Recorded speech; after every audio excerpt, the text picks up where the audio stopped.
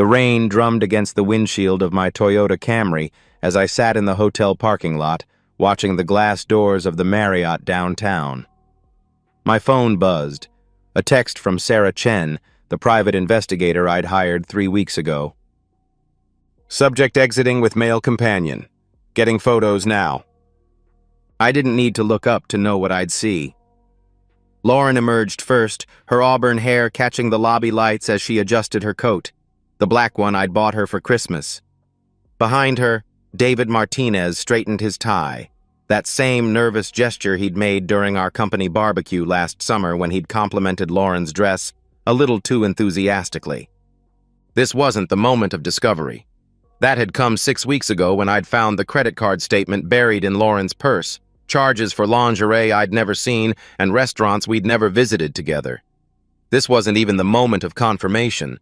That had happened when I'd installed the voice recorder in her car and heard her laughing about how Mark's so frigging clueless while she described their afternoon rendezvous. This was the moment of documentation. I pulled out my phone and opened the app connected to the dash cam I'd installed in Lauren's BMW. The timestamp showed 3:47 p.m. on a Tuesday when she'd told me she was at her sister's house. I scrolled through the footage, Lauren and David entering the hotel lobby, his hand on the small of her back in that possessive way I used to touch her. My chest should have been tight with betrayal. My hands should have been shaking with rage. Instead, I felt nothing but cold satisfaction as I added this evidence to the growing file on my laptop. Hotel receipts dating back 4 months. Credit card statements showing purchases at Victoria's Secret, followed by charges at the same hotels. Text messages recovered from her old phone when she'd carelessly thrown it in the junk drawer after getting her upgrade. The emotional devastation had died 3 weeks ago. What remained was something more dangerous: methodical planning. Sarah's next text included 3 photos. Lauren and David embracing outside the hotel, sharing a kiss that lasted long enough to be captured from multiple angles, and David's hand slipping something into Lauren's coat pocket before they separated. A room key, most likely. He'd done this before. I started the engine and drove home to our house in Westfield, the house that Lauren thought she'd taken the divorce she didn't know was coming. The house where she'd been playing the role of devoted wife while having an affair with her boss in downtown hotels. The garage door opened with its familiar rumble, and I parked next to Lauren's empty BMW. She wouldn't be home for another hour, just enough time to establish her alibi with whatever lies she'd crafted about her sister's fictional crisis or her mother's made-up doctor's appointment. Inside, I poured myself a scotch and sat at the kitchen island, opening my laptop to review the evidence file I'd been building. Sarah had been thorough, more thorough than I'd expected when I'd hired her. The woman was a former police detective with 20 years of experience in fraud investigation, and she'd approached Lauren's affair like a complex white-collar crime. Because it was. The corporate expense reports showed David had been billing the company for these hotel stays, marking them as client meetings. The restaurants where they'd eaten were also charged to the company card.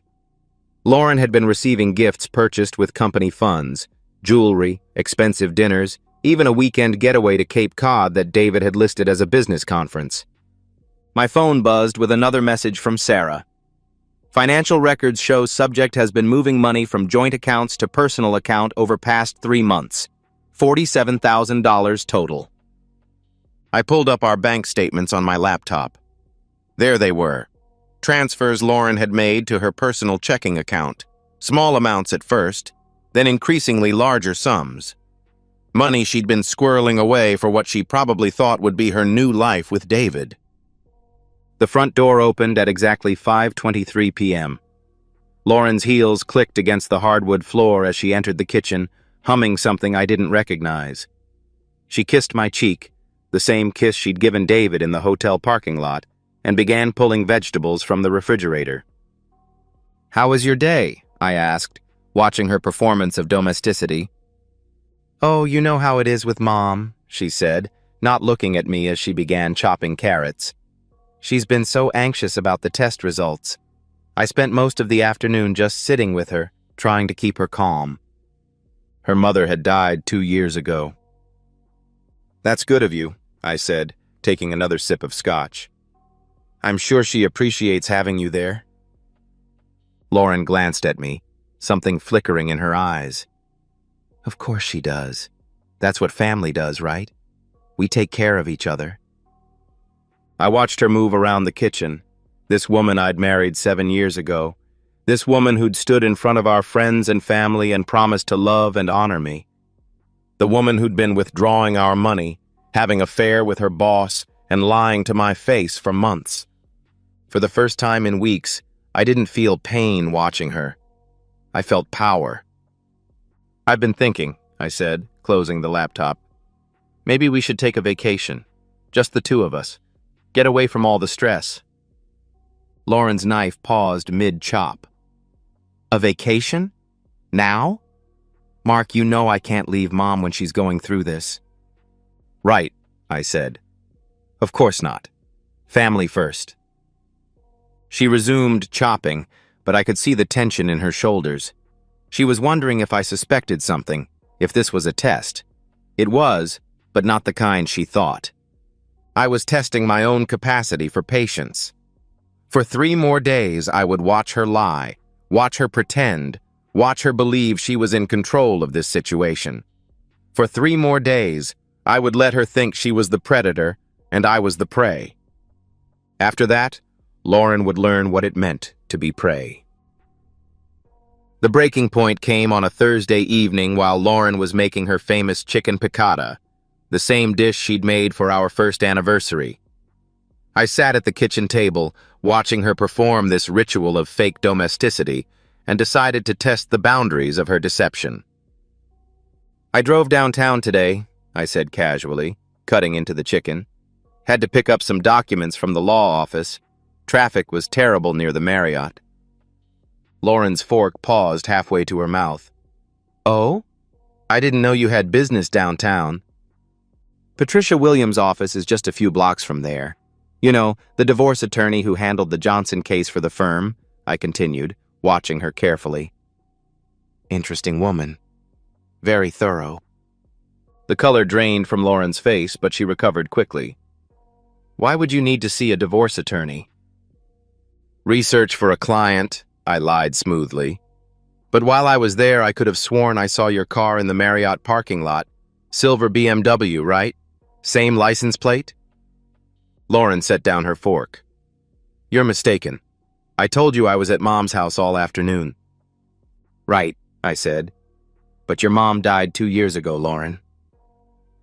The silence stretched between us like a chasm. I could see the calculations happening behind her eyes. How much I knew, how much I could prove, how much she could still deny. I meant my sister, she said finally. You know what I meant. Do I? I leaned back in my chair. Because I called Jenny this morning. She said she hasn't seen you in 3 weeks.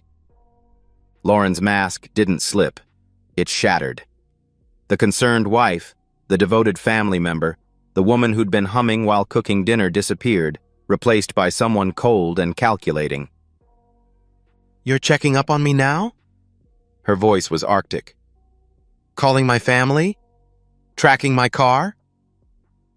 I'm trying to understand why my wife has been lying to me for months. She laughed, but there was no humor in it. You want to understand? Fine. I'll help you understand. Lauren stood up, pacing to the kitchen window. When she turned back, her face was transformed, not by guilt or shame, but by something that looked almost like relief. Yes, I've been seeing David. Yes, I've been lying to you. And do you know why? She crossed her arms. Because you're weak, Mark. You're pathetic. You're the kind of man who lets his wife walk all over him and then checks up on her like some sad, suspicious little boy. The words hit like physical blows, but I kept my expression neutral. How long? 6 months, she said. 6 months of David having me the way you never could. 6 months of feeling like a woman instead of a nursemaid to your fragile ego. She was trying to hurt me, to break me down, to make me the villain in this story. But I'd heard these words before, in the recordings from her car, in the conversations Sarah had documented, in the cruel laughter she'd shared with David about my supposed inadequacies. "And now what?" I asked. Lauren's smile was predatory. "Now you get to choose. You can stay married to me, shut your mouth about David, and accept that I'm going to live my life the way I want to live it. Or," she paused for effect, "I'll divorce you. I'll take the house, the savings, the cars. I'll tell everyone you were abusive, that you forced me to look elsewhere for affection. I'll destroy your reputation, your career, everything you think you've built." She moved closer, leaning over the table. "Because that's what happens to weak men who can't keep their wives satisfied. They lose everything." I looked at her, really looked at her. This wasn't the woman I'd married.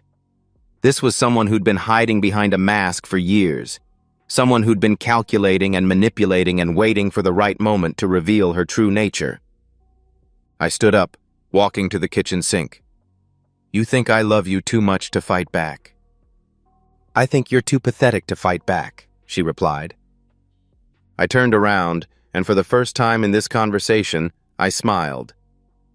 "Is that really what you want, Lauren? A divorce?" Something in my tone unsettled her. The confidence flickered in her eyes. "I want you to know your place. I want you to understand how this is going to work from now on." "And if I choose the divorce?" "Then you'll lose everything. I'll make sure of it," she answered. I nodded slowly. "I need some time to think about this." Lauren relaxed, the predator sensing victory. "Of course you do. Take all the time you need." 3 days, I said. "Give me 3 days to decide." She laughed. 3 days? Mark, this isn't a business negotiation. This is your life we're talking about. 3 days, I repeated. "Then I'll give you my answer."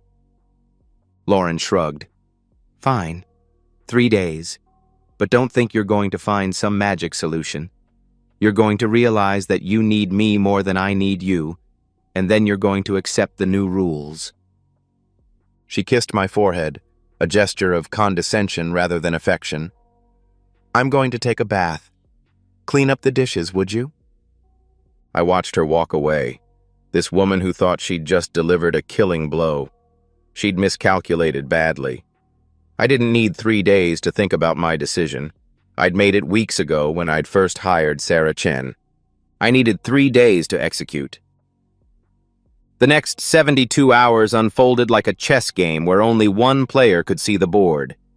While Lauren went about her normal routine, working late with David, making phone calls to friends about marriage problems, even having the audacity to shop for new lingerie with our joint credit card, I was moving pieces she couldn't even see. Friday morning, I met with Patricia Williams at her law office. Patricia was a shark in an expensive suit, a woman who'd built her reputation on high-conflict divorces and asset protection. She'd been preparing for this meeting for 3 weeks. "The evidence is overwhelming," she said, spreading documents across her conference table. "Adultery, financial misconduct, and this." She played a recording from Lauren's car, my wife's voice, clear and cruel, describing how she planned to take Mark for everything he's worth and make him pay for being such a weakling. "The joint accounts?" I asked. "Frozen as of this morning. Emergency motion based on evidence of financial misconduct," Patricia replied with a cold smile. "She'll find out when she tries to access them later today." "And the house?" "Complicated, but we have options. The recordings of her admitting to financial planning for the divorce, combined with the evidence of her moving money without your knowledge, gives us grounds for asset protection. Plus, there's this." She handed me a folder. "Your wife has been encouraging David to embezzle company funds. The hotels, the restaurants, the gifts, all charged to his corporate account and classified as business expenses." I opened the folder. Sarah Chen had been thorough. Credit card statements, hotel receipts, expense reports, all showing a pattern of corporate fraud that implicated both Lauren and David. "David's wife doesn't know yet," Patricia continued. But she will. Today. How? I asked. Anonymous tip to the company's ethics hotline, complete with documentation. David will be terminated before the weekend, and his wife will have grounds for divorce that'll leave him with nothing. I felt something cold settle in my stomach. His wife is innocent in this. His wife is married to a man who's been stealing from her family's company to fund his affair with your wife. She deserves to know, Patricia said, leaning forward. Mark, you need to understand something. Your wife declared war on you. She's been planning your destruction for months.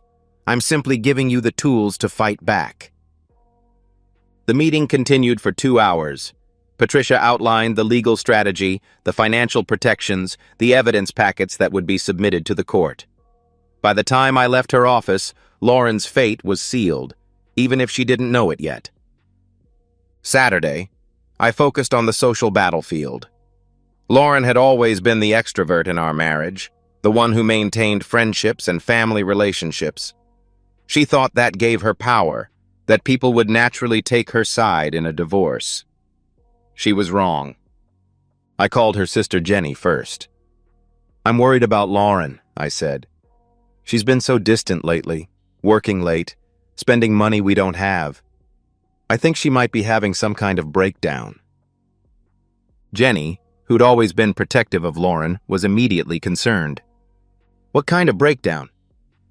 I don't know. Paranoia, maybe? She's been accusing me of checking up on her, getting angry when I ask simple questions about her day. Yesterday, she told me she was visiting your mother. Mom's been dead for 2 years, she replied. I know. That's what scares me. The conversation continued for 20 minutes. By the end, Jenny was convinced that Lauren was having psychological problems, and that I was the concerned husband trying to help. When the truth came out, Jenny would remember this conversation and feel guilty for missing the signs. I made similar calls to Lauren's college friends, her co-workers, even her former boss. Not spreading gossip, that would have been suspicious. Just planting seeds of concern, establishing myself as the worried husband, dealing with a wife who was acting strange and pulling away from everyone who loved her. The beauty of this strategy was that it was partially true. Lauren had been distant, secretive, hostile. When people learned about the affair, they would remember these conversations and think, oh, that's why Mark was so worried. Sunday, I focused on David. This was the riskiest part of the plan because it required direct action that could be traced back to me. I couldn't be directly involved in his destruction. That would make me legally liable. But I could create the conditions for his self-destruction. Sarah had provided me with David's home address and his wife's social media profiles. Maria Martinez was active on Instagram, posting regularly about her family, her work at the nonprofit foundation, and her volunteer activities. She was also connected to several board members of the company where David worked, the company her family had helped establish. I created a fake Instagram account and began following Maria's posts, occasionally liking her photos or commenting positively on her foundation work. Nothing suspicious, just another supporter of her causes. Over the course of several weeks, I'd built up a small digital relationship with her. Now it was time to leverage that relationship. I sent Maria a private message. Hi, Maria. I hope you don't mind me reaching out. I've been following your foundation work and I'm really impressed by your dedication to family values. I'm struggling with something and I'm not sure who to talk to. I recently discovered that my wife has been having an affair with her boss, and I found evidence that he's been using company resources to fund their relationship. I don't know if I should say something or just focus on my own divorce. I know you're involved with the business community and I wondered if you had any advice. I attached a few pieces of evidence. Hotel receipts showing David's corporate card, restaurant charges for 2 people when he was supposed to be in solo business meetings, and a photo of David and Lauren together that could have been taken by anyone. Maria's response came within an hour. I'm so sorry you're going through this. This is completely unacceptable behavior, especially the misuse of company resources. Would you be willing to share this information with the appropriate authorities? This kind of conduct reflects poorly on all of us in the business community. I waited 2 hours before responding. I appreciate your advice. I think you're right that this kind of behavior needs to be reported. I'll submit everything to the company's ethics hotline tomorrow.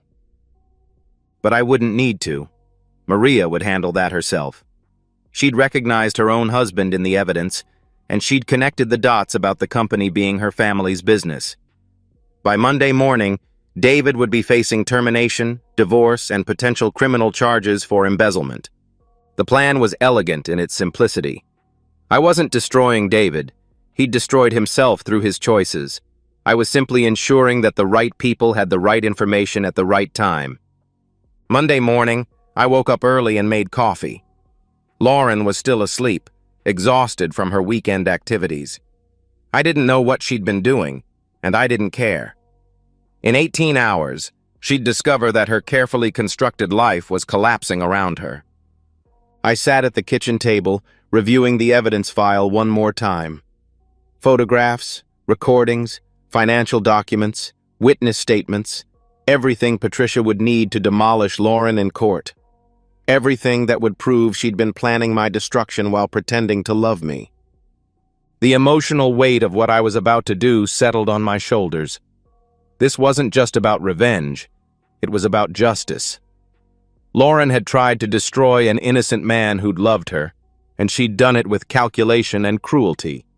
She'd shown no remorse, no guilt, no recognition that her actions would devastate someone who'd trusted her completely. At 7:30 a.m., my phone buzzed with a text from Sarah. Subject's male companion terminated from employment this morning. Security escorted him from building. Wife filed for divorce at 8 a.m. David's world was ending. In a few hours, Lauren's would follow. I looked at the woman sleeping upstairs, this person who'd threatened to destroy my reputation, steal my assets, and leave me with nothing. She thought she was the predator in this story. She was about to learn otherwise. Tuesday evening, Lauren came home from work pale and shaken. She'd obviously heard about David's termination, but she didn't know the full scope of what was happening. Not yet. "We need to talk," I said, gesturing to the dining room table where I'd laid out manila folders in neat rows. "Mark, I don't know what you think you know, but—" "Sit down, Lauren." Something in my tone made her comply. She sat across from me, her eyes darting to the folders with growing apprehension.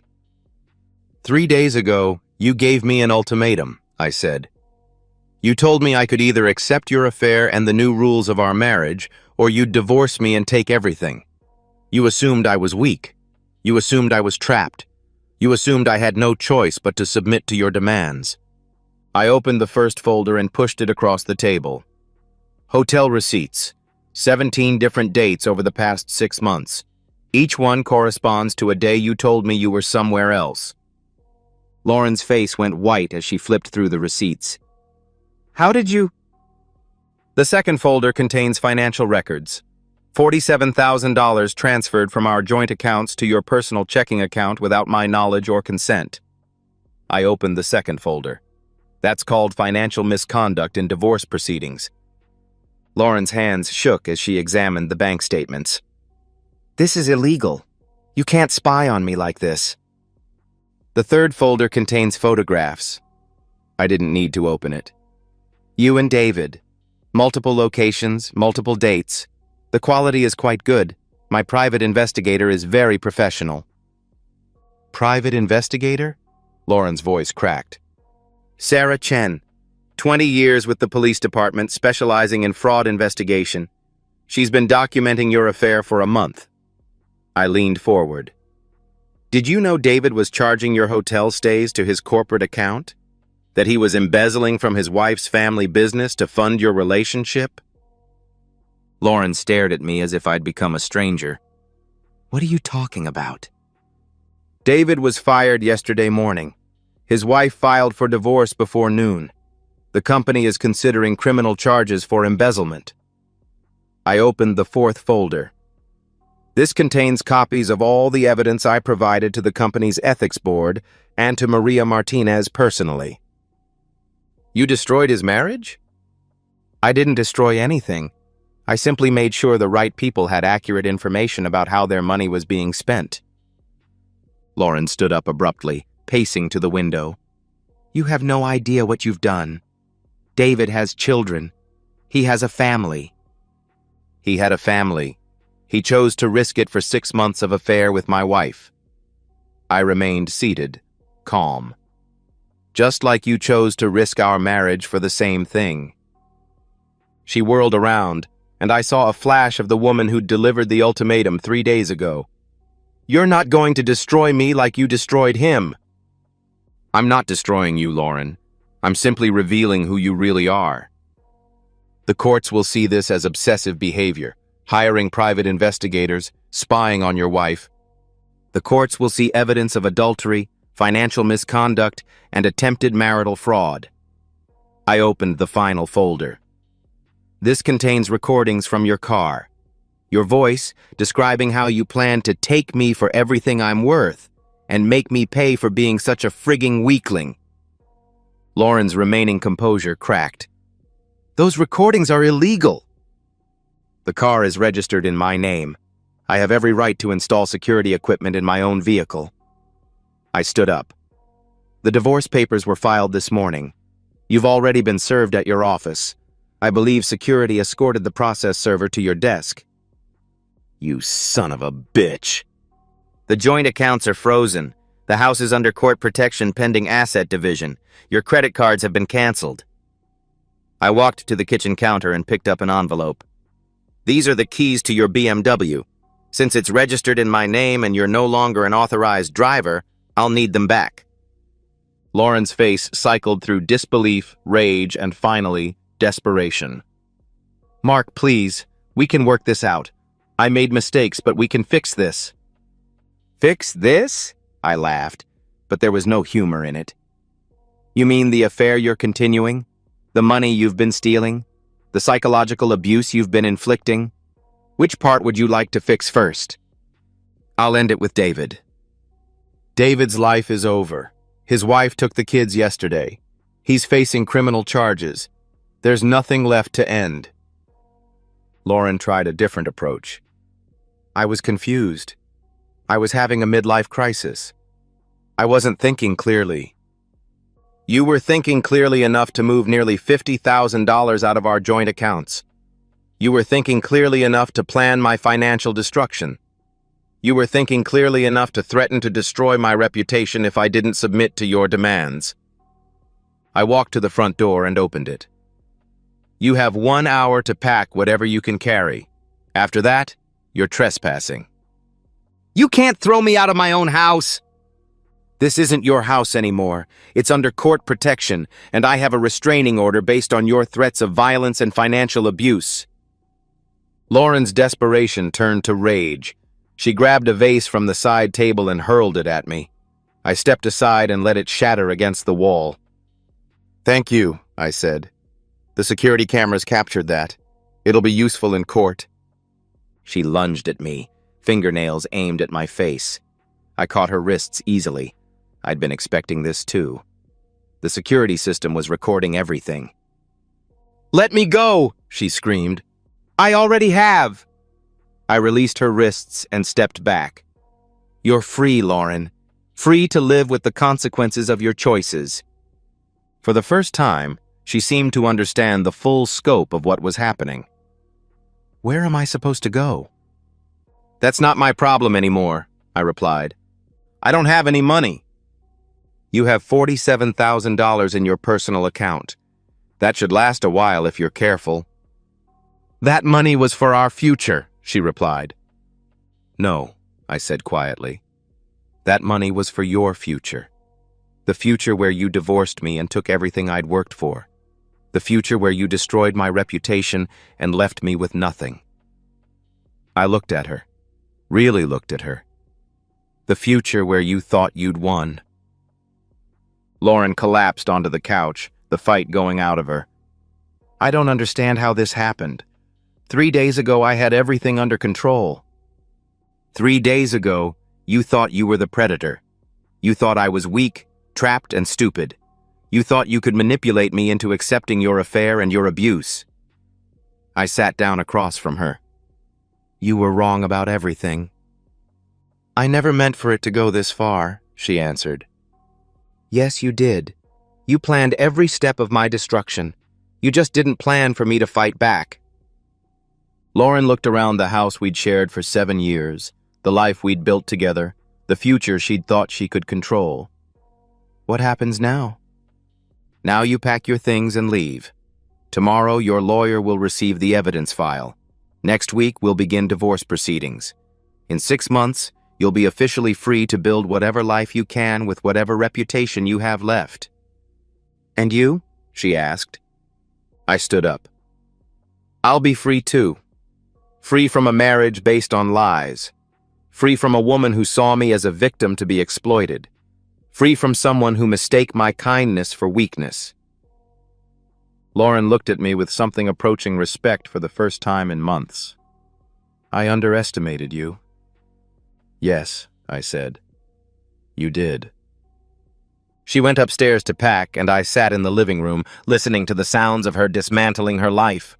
Drawers opening and closing, closet doors slamming, the occasional sob of recognition as she realized what she'd lost. An hour later, she stood at the front door with 2 suitcases, looking like a stranger. The confident woman who'd delivered the ultimatum was gone. The cruel woman who'd planned my destruction was gone. What remained was someone broken by the weight of her own choices. Mark, she said quietly, I'm sorry. I know, I replied, but sorry doesn't fix anything. Sorry doesn't undo the damage. Sorry doesn't change the fact that you tried to destroy someone who loved you. She nodded and walked to her car, the taxi I'd called, since she could no longer drive the BMW. I watched her load her suitcases, watched her look back at the house one last time, watched her drive away into the darkness. Then I closed the door, poured myself a scotch, and sat in the silence of my empty house. The silence of victory. The silence of justice. The silence of a man who'd refused to be a victim. 6 months later, I sat in my new apartment's living room, watching the news coverage of David Martinez's sentencing. 18 months in federal prison for embezzlement, plus restitution that would keep him in debt for the rest of his life. His ex-wife had been granted full custody of their children and a divorce settlement that left him with nothing. The reporter mentioned that Martinez had been attacked outside a downtown bar 3 months ago, suffering a broken nose and several cracked ribs. The attackers were never found, though witnesses described them as 3 men who'd called him a cheating bastard before the beating began. I'd had nothing to do with the attack. I was at a client dinner that night with receipts and witnesses to prove it, but I felt no sympathy for David. Some might say he got what he deserved. My phone buzzed with a text from Sarah Chen. Saw the news, justice served. Sarah had become more than just my private investigator. She'd become a friend and mentor. She'd taught me how to read people, how to spot lies, how to protect myself from manipulation. Most importantly, she'd shown me how to trust my instincts again. Indeed, I texted back. Dinner tomorrow? I want to show you the photos from the sailing trip. Absolutely. Looking forward to meeting Jessica. Jessica. The woman who'd entered my life 4 months ago, who knew my story and respected the man I'd become. She'd been through her own betrayal, a husband who'd gambled away their house while she was undergoing cancer treatment, and she understood that sometimes the only way to heal is to fight back. We'd met at a divorce support group, though neither of us had needed much support by then. We'd both moved past victimhood into something stronger. Our relationship wasn't built on need or desperation, but on mutual respect and genuine attraction. My new apartment was smaller than the house I'd shared with Lauren, but it was mine. Every piece of furniture, every book, every photograph reflected my choices, my values, my new life. The walls were decorated with pictures from my travels, trips to Maine, Vermont, the Outer Banks, all the places Lauren had never wanted to visit. I'd lost weight, learned to cook, taken up sailing. I'd reconnected with friends Lauren had driven away through her subtle manipulations and passive-aggressive comments. I'd discovered that I was actually quite good at living alone, that I didn't need someone else to validate my existence. The divorce had been finalized 2 months ago. Lauren had tried to fight the asset division, but the evidence was overwhelming. She'd ended up with her personal belongings, her car, and about $30,000 after legal fees. I'd kept the house, most of the investments, and my retirement accounts. Patricia Williams had been ruthless in court, presenting evidence of Lauren's financial misconduct, adultery, and attempted marital fraud. Lauren's lawyer had tried to argue that I'd been obsessive and controlling, but the recordings of Lauren's own words had destroyed that defense. "Mrs. Donovan," Patricia had said during the final hearing, "you've admitted to planning your husband's financial destruction. You've admitted to moving money without his knowledge. You've admitted to a 6-month affair. Are you seriously asking this court to believe that you're the victim in this situation?" Lauren had no answer. The judge had been particularly harsh about the financial misconduct. "Marriage is a partnership based on trust," he'd said. "When one partner systematically violates that trust while planning the other's destruction, the court cannot ignore such behavior." I'd felt no triumph in that moment, only closure. The man Lauren had tried to destroy was gone, replaced by someone who knew his own worth and wouldn't accept less than he deserved. Lauren had tried to contact me several times since the divorce. Letters, emails, even showing up at my office once. Her messages followed a predictable pattern: anger, bargaining, false apologies, and finally, pathetic attempts at reconciliation. She'd been forced to move 3 times in 6 months. First to a small apartment across town, then to a cheaper place in a worse neighborhood, then to a studio apartment in a complex that looked like a refuge for the recently divorced. Her professional reputation had been destroyed along with David's. Word had spread quickly through their industry about the affair and the embezzlement. The last time she'd tried to contact me, she'd been working part-time at a retail store in the mall. I'd seen her there while shopping with Jessica, hunched over a register, wearing a name tag that read Associate. She'd looked up when she heard my voice, and for a moment, our eyes had met across the store. I'd felt nothing. Not anger, not satisfaction, not even pity. Just nothing. The woman who'd once had the power to hurt me had become a stranger, someone from a past life that no longer affected my present. Tonight, I was taking Jessica to dinner at a new restaurant downtown. She'd been to a conference in Chicago all week, and I'd missed her more than I'd expected. That was new for me, allowing myself to miss someone, to be vulnerable again, to trust that someone might actually care about my well-being. I'd learned the difference between love and neediness, between partnership and dependency.